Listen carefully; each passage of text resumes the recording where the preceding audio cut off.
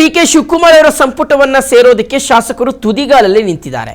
ತೀವ್ರ ಕಸರತ್ತನ್ನು ನಡೆಸ್ತಾ ಇದ್ದಾರೆ, ಲಾಬಿ ಮಾಡ್ತಾ ಇದ್ದಾರೆ, ತಮ್ಮ ಬೆಂಬಲಿಗರ ಮೂಲಕ, ನಾಯಕರುಗಳ ಮೂಲಕ ಆಗ್ರಹವನ್ನ ವ್ಯಕ್ತಪಡಿಸ್ತಾ ಇದ್ದಾರೆ. ಈಗ ದೆಹಲಿಯಲ್ಲೇ ಬೀಡು ಬಿಟ್ಟಿದ್ದಾರೆ ಕಾಂಗ್ರೆಸ್ನ ಶಾಸಕರ ದಂಡು. ಸಚಿವ ಸ್ಥಾನಕ್ಕೋಸ್ಕರ ದೆಹಲಿಯಲ್ಲೇ ಠಿಕಾಣಿ ಹೂಡಿ ಕೈಲಾದಷ್ಟು ಮತ್ತು ಸಾಧ್ಯವಾದಷ್ಟು ಪ್ರಯತ್ನಗಳನ್ನು ಮುಂದುವರಿಸಿದ್ದಾರೆ. ಹೈಕಮಾಂಡ್ ಮನವೊಲಿಸೋದಕ್ಕೆ ಸಚಿವಾಕಾಂಕ್ಷಿಗಳು ಮುಂದಾಗಿದ್ದಾರೆ. ದೆಹಲಿಯಲ್ಲೇ ಒಂದಷ್ಟು ಜನ ಶಾಸಕರು ಬೀಳ್ಬಿಟ್ಟಿದ್ದಾರೆ ನೋಡಿ. ಅದರಲ್ಲಿ MB ಪಾಟೀಲ್ ಅವರು, ಮಧು ಬಂಗಾರಪ್ಪ ಅವರು, ವಿಜಯಾನಂದ ಕಾಶಪ್ಪನವರು, ಸಂತೋಷ್ ಲಾಡ್, ಹೀಗೆ ಲಿಸ್ಟ್ ದೊಡ್ಡದಾಗ್ತಾನೆ ಹೋಗ್ತಾ ಇದೆ. ಶಿವಲಿಂಗೇಗೌಡರು, ಪ್ರದೀಪ್ ಈಶ್ವರ್ ಅವರು, ತುಂಬಾ ಜನ ಇದ್ದಾರೆ ಡೆಲ್ಲಿಯಲ್ಲಿ. ಇನ್ಫ್ಯಾಕ್ಟ್ ಹೇಳ್ಬೇಕಂದ್ರೆ ಕರ್ನಾಟಕದಲ್ಲಿ ಎಷ್ಟು ಜನ ಇದ್ದಾರೋ ಗೊತ್ತಿಲ್ಲ ಶಾಸಕರು, ಆದ್ರೆ ತುಂಬಾ ಜನ ಈಗ ಡೆಲ್ಲಿಯಲ್ಲಿ ಬೀಡ್ಬಿಟ್ಟಿದ್ದಾರೆ. ನಿನ್ನೆಯಿಂದಲೂ ಪ್ರಯತ್ನಗಳನ್ನು ಮುಂದುವರಿಸಿದ್ದಾರೆ. ಸಾಧ್ಯ ಆಗೋದಾದ್ರೆ ಸಿದ್ದರಾಮಯ್ಯನವರನ್ನು ಒಂದ್ಸಲ ಭೇಟಿ ಆಗೋದು, ಇಲ್ಲ DK ಶಿವಕುಮಾರ್ ಅವರನ್ನು ಒಂದ್ಸಲ ಭೇಟಿ ಆಗೋದು, ಅಥವಾ ಮಲ್ಲಿಕಾರ್ಜುನ ಖರ್ಗೆ ಅವರನ್ನ ಭೇಟಿ ಆಗೋದು. ಸೊ ಈ ರೀತಿಯಾದಂಥ ಪ್ರಯತ್ನಗಳನ್ನು ಮುಂದುವರಿಸಿದ್ದಾರೆ ನೋಡಿ. ಈ ಬಾರಿಯ ಒಂದು ಸಂಪುಟದಲ್ಲಿ ಮಧು ಬಂಗಾರಪ್ಪ ಅವರು ಮತ್ತು ಸಂತೋಷ್ ಲಾಡ್ ಅವರನ್ನ ಕೊಡ್ಬೋದು, ಅವರನ್ನ ಸಂಪುಟಕ್ಕೆ ತೆಗೆದುಕೊಳ್ಳಲಾಗೋದಿಲ್ಲ ಅನ್ನುವ ರೀತಿಯಾದಂಥ ಚರ್ಚೆ ಇದೆ. ಆದ್ರೆ ಇನ್ನೂ ಕನ್ಫರ್ಮೇಷನ್ ಇಲ್ಲ, ಬಟ್ ಆ ರೀತಿಯಾದಂಥ ಚರ್ಚೆ ಇದೆ. ಆದರೆ MB ಪಾಟೀಲ್ ಅವರಿಗೆ ಈ ಬಾರಿ DCM ಪಟ್ಟವು ಸಿಗಬಹುದು ಅಂತ ಹೇಳಲಾಗ್ತಾ ಇದೆ. ಸೊ ಹೀಗಾಗಿ ಸಾಧ್ಯ ಆದಷ್ಟು ತಮ್ಮ ಪ್ರಯತ್ನಗಳನ್ನು ಮುಂದುವರಿಸ್ತಾ ಇದ್ದಾರೆ ಸಚಿವಾಕಾಂಕ್ಷಿಗಳು.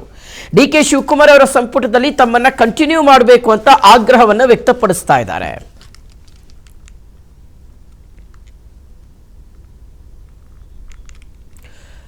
ಒಂದು ಕಡೆ ಸಿದ್ದರಾಮಯ್ಯನವರು ಒಂದು ಲಿಸ್ಟನ್ನು ಏನು ಇಟ್ಕೊಂಡಿದ್ದಾರೆ. ಆ ಲಿಸ್ಟ್ನಲ್ಲಿ ಬಹುತೇಕ ಮಂದಿ ಸಿದ್ದರಾಮಯ್ಯನವರಿಗೆ ನಿಷ್ಠೆಯಿಂದ ಇರ್ತಕ್ಕಂಥವರು, ಪರಮಾಪ್ತ ಬಳಗದಲ್ಲಿ ಗುರುತಿಸ್ಕೊಂಡಿರ್ತಕ್ಕಂಥವರೇ ಇದ್ದಾರೆ.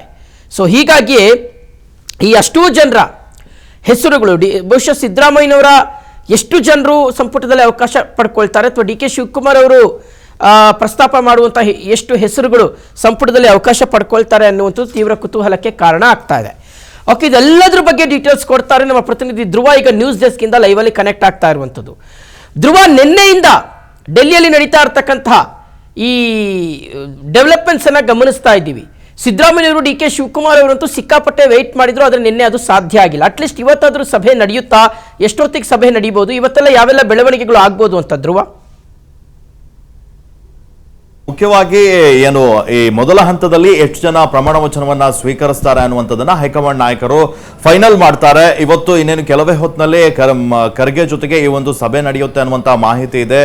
ಸಿದ್ದರಾಮಯ್ಯ ಹಾಗೆ DK ಶಿವಕುಮಾರ್ ಇಬ್ರು ಇರ್ತಾರೆ, ಅದರಲ್ಲಿ KC ವೇಣುಗೋಪಾಲ್ ಕೂಡ ಇರ್ತಾರೆ, ಸುರ್ಜೇವಾಲಾ ಕೂಡ ಇರ್ತಾರೆ ಅಂತ ಮಾಹಿತಿ ಇದೆ. ಇದರಲ್ಲಿ ಮುಖ್ಯವಾಗಿ ಮೊದಲ ಹಂತದಲ್ಲಿ ಯಾರೆಲ್ಲ ಪ್ರಮಾಣ ವಚನವನ್ನ ಸ್ವೀಕಾರ ಮಾಡಬೇಕು ಅನ್ನುವಂಥದ್ದನ್ನ ತೀರ್ಮಾನ ಮಾಡ್ತಾರೆ. ಈಗಾಗಲೇ ಸಿದ್ದರಾಮಯ್ಯ ರೆಡಿ ಮಾಡಿರುವಂತಹ ಪಟ್ಟಿಯನ್ನ ಹೈಕಮಾಂಡ್ ನಾಯಕರು ತೆಗೆದುಕೊಂಡಿದ್ದಾರೆ. ಆ ನಂತರ DK ಶಿವಕುಮಾರ್ ಅವರ ಪಟ್ಟಿಯನ್ನ ಕೂಡ ತೆಗೆದುಕೊಂಡಿದ್ದಾರೆ. ಹಾಗಾಗಿ ಮೊದಲನೇ ಹಂತದಲ್ಲಿ ಯಾರಿಗೆಲ್ಲ ಅವಕಾಶವನ್ನ ನೀಡ್ತಾರೆ ಅನ್ನುವಂಥದ್ದು ಈಗ ಕುತೂಹಲ ಮೂಡಿಸಿದೆ. ಹೈಕಮಾಂಡ್ ನಾಯಕರು ಆಯ್ಕೆ ಮಾಡುವಂಥದ್ದು ಒಂದು ಪ್ರಾದೇಶಿಕವಾರ ಇರ್ಬೋದು, ಆ ನಂತರ ಜಾತಿವಾರ ಇರ್ಬೋದು, ಆಮೇಲೆ ಸಿದ್ದರಾಮಯ್ಯನವರ ಬಣದಲ್ಲಿ ಗುರುತಿಸಿಕೊಂಡಿರೋ ಒಂದಿಷ್ಟು ಜನರಿಗೆ ಅವಕಾಶವನ್ನ ನೀಡ್ತಾರೆ. ಈಗಾಗಲೇ ಮೊದಲ ಹಂತದಲ್ಲಿ ಅಂದ್ರೆ ಸಿದ್ದರಾಮಯ್ಯ ಸಂಪುಟದಲ್ಲಿ ಯಾರೆಲ್ಲ ಮಿನಿಸ್ಟರ್ ಆಗಿದ್ರು ಅವರಿಗೆ ಮೊದಲ ಹಂತದಲ್ಲಿ ಅವಕಾಶ ಕೂಡ ಸಿಗುತ್ತೆ. ಈಗಾಗಲೇ ದೆಹಲಿಯಲ್ಲಿ ಸಾಕಷ್ಟು ನಾಯಕರು ಬೀಡು ಬಿಟ್ಟಿದ್ದಾರೆ, ಸಿದ್ದರಾಮಯ್ಯನವರ ಜೊತೆಗೆ ಕೂಡ ಇದ್ದಾರೆ. ಇದರಲ್ಲಿ MB ಪಾಟೀಲ್ ಅವರಿಗೆ ಅವಕಾಶ ಸಿಗುತ್ತೆ, ಅದಾದ ನಂತರ ರಾಮಲಿಂಗ ರೆಡ್ಡಿ ಅವರಿಗೆ ಸಿಗುತ್ತೆ, KJ ಜಾರ್ಜ್ ಅವರಿಗೆ ಮೊದಲ ಹಂತದಲ್ಲಿ ಅವಕಾಶ ಸಿಗುವಂತ ಸಾಧ್ಯತೆ ಇದೆ. ಆದ್ರೆ ಸಿದ್ದರಾಮಯ್ಯನವರ ಪುತ್ರ ಯತೀಂದ್ರ ಅವರಿಗೆ ಹೊಸದಾಗಿ ಅವರಿಗೆ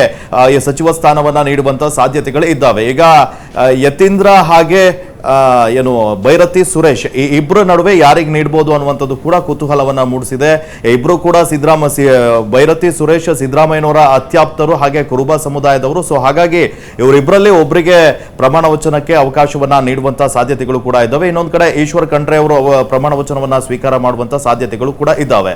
ಆದ್ರೆ ಹೈಕಮಾಂಡ್ ನಾಯಕರು ಮೊದಲ ಹಂತದಲ್ಲಿ ಹೆಚ್ಚೇನು ರಿಸ್ಕ್ ತೆಗೆದುಕೊಳ್ಳುವಂತ ಕೆಲಸವನ್ನ ಮಾಡೋದಿಲ್ಲ. ಈಗಾಗಲೇ ದೆಹಲಿಗೆ ಹೋಗಿರುವಂತಹ ಸಿದ್ದರಾಮಯ್ಯ ಹಾಗೆ DK ಶಿವಕುಮಾರ್ ಅವರ ಜೊತೆ ಅವರು ಕರ್ನಾಟಕ ಭವನದಲ್ಲಿ ಏನು ಸಭೆಯನ್ನ ನಡೆಸುವಂತ ಸಂದರ್ಭದಲ್ಲಿ ಇರ್ಬೋದು, ಸಾಕಷ್ಟು ನಾಯಕರು ಕರ್ನಾಟಕದಿಂದ ಶಾಸಕರು ಇರ್ಬೋದು, ಒಂದಿಷ್ಟು ಜನ ಹಿರಿಯ ಮಾಜಿ ಸಚಿವರೇನಿದ್ದಾರೆ, ಹಿರಿಯ ನಾಯಕರು, ಇವರೆಲ್ಲರೂ ಕೂಡ ಈಗಾಗಲೇ ದೆಹಲಿಯಲ್ಲಿ ಬೀಡು ಬಿಟ್ಟಿದ್ದಾರೆ. ಸಿದ್ದರಾಮಯ್ಯನವರ ಜೊತೆಗೆ ಅವರ ಆಪ್ತರು ಕೂಡ ಇದ್ದಾರೆ ಅನ್ನುವಂತ ಮಾಹಿತಿ ಇದೆ. ಸಿದ್ದರಾಮಯ್ಯನವರು ಇವತ್ತು ಬ್ರೇಕ್ಫಾಸ್ಟ್ ಮಾಡುವಂತ ಸಂದರ್ಭದಲ್ಲಿ ಕೂಡ ಒಂದಿಷ್ಟು ಜನ ಆಪ್ತರು ಅವರ ಜೊತೆ ಕಾಣಿಸ್ಕೊಂಡಿದ್ರು.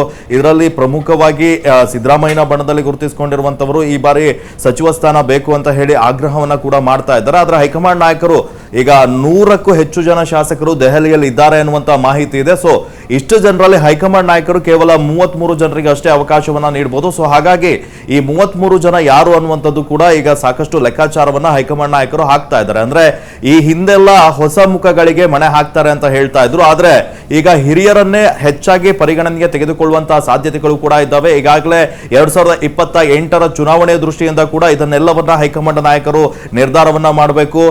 2028ರಲ್ಲಿ ಕಾಂಗ್ರೆಸ್ ಪಕ್ಷಕ್ಕೆ ಏನು ಪಕ್ಷ ಸಂಘಟನೆ ಕೂಡ ಆಗಬೇಕು, ಅಲ್ಲದೆ ಈಗ ವೋಟ್ ಬ್ಯಾಂಕ್ಗಳು ಏನಿದಾವೆ ಅವುಗಳನ್ನ ಕೂಡ ಕ್ರೋಢೀಕರಣ ಮಾಡುವಂತ ಕೆಲಸವನ್ನ ಮಾಡಬೇಕು. ಸಿದ್ದರಾಮಯ್ಯನವರನ್ನ ಕೆಳಗಿಳಿಸಿರುವಂತ ಕಾರಣಕ್ಕಾಗಿ ಒಬಿಸಿ ವೋಟ್ ಬ್ಯಾಂಕಿಗೆ ಹೊಡೆತ ಬೀಳುವಂತಹ ಸಾಧ್ಯತೆಗಳು ಕೂಡ ಇದ್ದಾವೆ. ಹೀಗಾಗಿ ಎಚ್ಚೆತ್ತುಕೊಂಡಂತ ಹೈಕಮಾಂಡ್ ನಾಯಕರು ಈ ಒಂದು ಸಂಪುಟದಲ್ಲಿ ಒಬಿಸಿ ನಾಯಕರಿಗೆ ಹೆಚ್ಚಿನ ಆದ್ಯತೆಯನ್ನ ನೀಡ್ತಾರೆ. ಅಂದ್ರೆ ಅಲ್ಪಸಂಖ್ಯಾತ ಸಮುದಾಯಕ್ಕೂ ಕೂಡ ಹೆಚ್ಚಿನ ಆದ್ಯತೆಯನ್ನ ನೀಡ್ತಾರೆ, ಹಿಂದುಳಿದ ವರ್ಗದವರಿಗೂ ಕೂಡ ಹೆಚ್ಚಿನ ಆದ್ಯತೆಯನ್ನ ನೀಡುವಂತ ಸಾಧ್ಯತೆ ಇದೆ. ಇನ್ನು ದಲಿತರಿಗೂ ಕೂಡ ಹೆಚ್ಚಿನ ಆದ್ಯತೆಯನ್ನ ನೀಡ್ತಾರೆ. ಇನ್ನೊಂದು ಕಡೆ ಲಿಂಗಾಯತರು ಕೂಡ ಅವರಿಗೂ ಅವಕಾಶವನ್ನ ನೀಡಬೇಕು, ಆನಂತರ ಒಕ್ಕಲರಿಗೂ ಕೂಡ ಅವಕಾಶವನ್ನ ನೀಡಬೇಕು.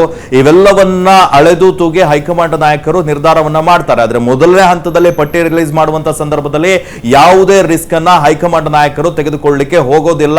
ಸಿದ್ದರಾಮಯ್ಯ ಸಂಪುಟದಲ್ಲಿ ಇದ್ದಂತಹ ಹಿರಿಯರಿಗೆ ಒಂದು ಅವಕಾಶವನ್ನ ನೀಡ್ತಾರೆ, ಅಲ್ಲದೆ ಅದಾದ ನಂತರ ಹೊಸಬ್ರಿಗೆ ಒಬ್ರಿಗಷ್ಟೇ ಒಂದು ಹೊಸ ಮುಖವನ್ನ ನೋಡುವಂತ ಸಾಧ್ಯತೆ ಇದೆ, ಅದು ಕೂಡ ಯತೀಂದ್ರ ಸಿದ್ದರಾಮಯ್ಯ ಮಾತ್ರ. ಹಾಗಾಗಿ ಎರಡನೇ ಹಂತದ ಪಟ್ಟಿ ಬಂದಾಗ ಯಾರನ್ನ ಸೇರಿಸಬಹುದು ಇವೆಲ್ಲ ಲೆಕ್ಕಾಚಾರಗಳು ಕೂಡ ನಡೀತವೆ. ಇವತ್ತಿನ ಸಭೆಯಲ್ಲಿ ಸ್ಪಷ್ಟವಾಗಿ ಚರ್ಚೆ ಆಗುವಂತದ್ದು ಮೊದಲನೇ ಹಂತದಲ್ಲಿ ಯಾರೆಲ್ಲ ಬರಬೇಕು ಅನ್ನುವಂಥದ್ದು, ಆನಂತರ ಡಿಸಿಎಂ ಗಳನ್ನ ನೇಮಕ ಮಾಡುವ ವಿಚಾರದ ಬಗ್ಗೆ ಕೂಡ ಹೈಕಮಾಂಡ್ ನಾಯಕರು ಚರ್ಚೆಯನ್ನ ನಡೆಸ್ತಾ ಹೋಗ್ತಾರೆ. ಓಕೆ ಧ್ರುವ, ಥ್ಯಾಂಕ್ ಯು ತಮ್ಮೆಲ್ಲ